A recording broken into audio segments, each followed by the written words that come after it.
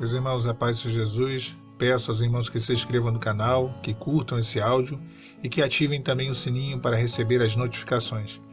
A palavra de Deus nos fala assim no primeiro livro dos Reis, capítulo de número 8, versículo de número 56. Bendito seja o Senhor, que deu repouso ao seu povo de Israel, segundo tudo o que disse. Nenhuma só palavra caiu de todas as suas boas palavras que falou pelo ministério de Moisés, seu servo.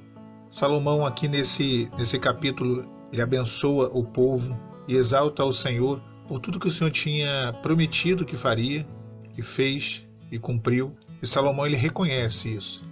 Ele entende que as palavras de Deus, elas não voltaram vazias, elas se cumpriram. Mas não foi tão simples assim, né? Quando o Senhor ele prometeu por intermédio de Moisés, como o texto diz, onde o Senhor lhe tiraria todos os inimigos de Israel, de Canaã, os povos que habitavam naquela terra, na terra prometida, antes do povo de Israel chegar até aquele lugar. Foi isso que o Senhor fez. O Senhor de fato cumpriu aquilo que o Senhor tinha prometido. Mas a conquista da terra prometida com Josué foi uma conquista muito árdua. Foram batalhas travadas, a batalha de Jericó, a batalha contra Ai, diversas batalhas e batalhas onde houve também muitas perdas, né? E depois o período de Josué, o período dos juízes também foi um período muito difícil. Deus ele teve que levantar homens e mulheres para ali julgar a causa do povo de Israel, como Débora, Baraque contra Jabim e Cícera, como Sansão contra os filisteus, Jefté contra os moabitas, Gideão contra os midianitas. E após esse período, Deus ele levanta Samuel, coloca Samuel como profeta, como legislador e sacerdote do povo de Israel. E o povo começa a clamar, a pedir a Deus um rei. Deus ele permite. Ele unge, ele manda Samuel ir até Gibeá e ungir ali Saul. E Saul se torna o primeiro rei de Israel. Começa até bem, Saul começa sendo um bom rei, um rei temente a Deus, obediente, cheio do Espírito Santo, e logrou até algumas batalhas, ali, algumas vitórias em determinadas batalhas, mas logo ele se tornou idólatra e começou a ter em si mesmo o seu ídolo. Só obedecia, só fazia aquilo que ele queria, não tinha mais propósito em obedecer a Deus, temor ao Senhor, e começou uma decadência espiritual, ao ponto de que o Senhor o desamparou e escolheu Davi para que fosse ali ungido rei e para que se tornasse futuramente o rei sobre Israel. Não foi rápido que Davi se tornou rei, foi um período de mais de 10 anos, onde houve uma prolongada guerra entre a casa de Davi e a casa de Saul. E após Davi ele se estabelecer como rei, de guerrear várias guerras também contra exércitos inimigos, principalmente os filisteus, Davi ele envelhece e, cumprindo ali uma promessa que o Senhor tinha feito, uma palavra que o Senhor tinha dado, que Salomão reinaria, ele passa o seu reinado para Salomão já na sua velhice, antes de morrer. E Salomão aqui nesse texto ele agradece ao Senhor por todas as promessas, por tudo aquilo que o Senhor fez. Meus irmãos, o nosso deserto é uma longa jornada. Assim como a jornada de Israel foi uma jornada de muitas batalhas, de altos e baixos também, ao longo de séculos, para se estabelecer, para que isso aqui acontecesse, né? O texto ele diz: bendito seja o Senhor Deus, que deu repouso ao seu povo Israel. Até que esse repouso ele fosse alcançado, foi um longo caminho. Eu falei resumidamente aqui o caminho que foi trilhado para que o povo chegasse a esse descanso, né? Para que todo o povo de Israel chegasse nesse descanso. Nós chegaremos no nosso descanso também, mas por enquanto estamos no meio do caminho, no meio da jornada, caminhando, prosseguindo. É todo um processo, batalha muito cansativa.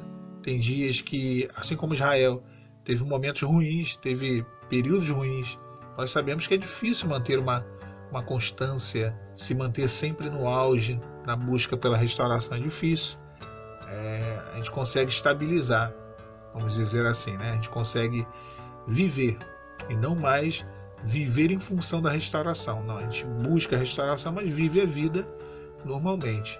E quando chega nesse ponto, eu acho que é o melhor ponto, porque a gente não fica mais tão dependente, não é aquele período inicial, aquela dependência emocional, onde não consegue fazer nada, porque tudo tem que ter a outra pessoa que foi embora.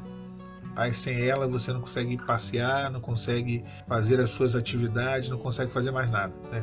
Se encolhe, se reduz ao mundinho. Então esse momento passou, né? E começa a vir um momento de entender mais o deserto, de entender para que ele funciona, o porquê que estamos nele. E aí começa a vir a busca pela transformação pessoal, pela intimidade com Deus. Isso é maravilhoso. Israel viveu todas essas etapas, né, ao longo da sua estadia, na verdade do seu estabelecimento ali na Terra Prometida. Porém, os últimos 2 períodos, né, onde Salomão ele faz esse relato, né, e ele glorifica a Deus por esse descanso, e o período anterior, que foi o período do reinado do pai dele, foram os melhores momentos do reino de Israel, os melhores momentos mais maravilhosos. E principalmente esse segundo momento, o reinado de Salomão. Foi o reinado onde o Senhor deu a eles a maior fronteira, né, as maiores fronteiras, ou seja, a terra deles, o limite da nação de Israel foi mais expandido, né, foi nesse período também foi o período de maior paz, porque Salomão não guerreou guerra nenhuma, foi muito tranquilo.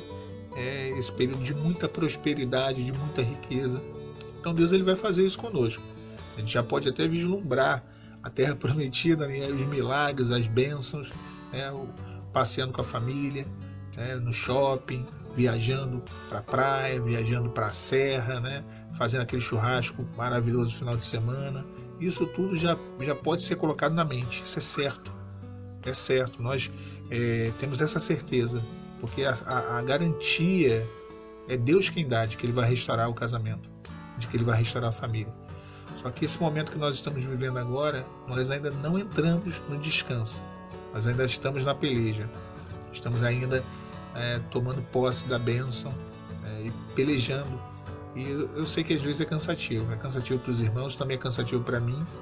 Eu também estou no deserto, eu também estou buscando a restauração. Eu sei que muitos se inscreveram recente no canal, talvez não conheçam a minha história.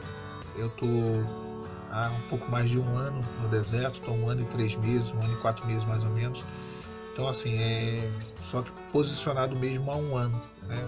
Foram 4 meses mal posicionado e 1 ano posicionado de verdade. Então é cansativo, mas eu tenho a plena convicção de que se eu ainda não sair do deserto é porque eu não estou pronto. Além de ter também o tempo de Deus. Às vezes o irmão e a irmã pode até estar pronto, normalmente não estamos, né? Nós mesmo não podemos dizer, olha, eu estou pronto, né? Mas de repente tem um ou outro, e até creio que hajam vários irmãos que estão já preparados para receber a bênção, só que não é o tempo de Deus. Deus ainda está ajustando do lado de lá. Deus ainda tem uma série de coisas que tem que convergir para poder encaixar para o tempo correto, e é tudo dentro da economia de Deus. Mas, no meu caso, vou falar de mim, eu sinto que ainda falta transformação. Essa transformação é necessária. Como eu sempre falo, as pessoas dizem assim, mas você que tem um canal que fala da palavra de Deus, se você não está pronto, imagina eu. Meus irmãos, misericórdia. Se vocês ficarem comigo 1 semana, vocês vão ver que eu cometo erros que vocês não cometem. E que vocês cometem erros que eu não cometo. Eu sou tão falho quanto os irmãos. E ter o conhecimento da palavra não adianta de nada se não pôr em prática. É por isso que a nossa casa foi destruída. Porque nós construímos ela sobre areia. A minha casa foi construída sobre areia. Eu conhecia a palavra, mas não a praticava. Então, a casa construída sobre areia, o Senhor Jesus diz que é o quê? Que é o homem que escuta a palavra, mas não a pratica. Então, é comparado àquele que constrói a casa na areia.